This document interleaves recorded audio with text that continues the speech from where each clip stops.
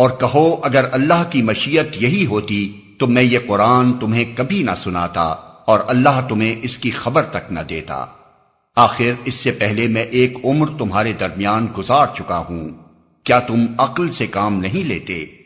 پھر اس سے بڑھ کر ظالم اور کون ہوگا جو ایک جھوٹی بات گھڑ کر اللہ کی طرف منسوب کرے یا اللہ کی واقعی آیات کو جھوٹا قرار دے؟ یقیناً مجرم کبھی فلاح نہیں پا سکتے۔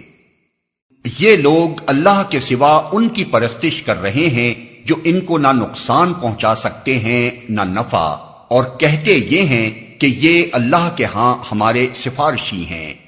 اے محمد ان سے کہو کیا تم اللہ کو اس بات کی خبر دیتے ہو جسے وہ نہ آسمانوں میں جانتا ہے نہ زمین میں؟ پاک ہے وہ اور بالا و برتر ہے اس شرک سے جو یہ لوگ کرتے ہیں۔ ابتداً سارے انسان ایک ہی امت تھے، بعد میں انہوں نے مختلف عقیدے اور مسلک بنا لیے، اور اگر تیرے رب کی طرف سے پہلے ہی ایک بات طے نہ کر لی گئی ہوتی تو جس چیز میں وہ باہم اختلاف کر رہے ہیں اس کا فیصلہ کر دیا جاتا۔ اور یہ جو وہ کہتے ہیں کہ اس نبی پر اس کے رب کی طرف سے کوئی نشانی کیوں نہ اتاری گئی، تو ان سے کہو غیب کا مالک و مختار تو اللہ ہی ہے، اچھا انتظار کرو، میں بھی تمہارے ساتھ انتظار کرتا ہوں۔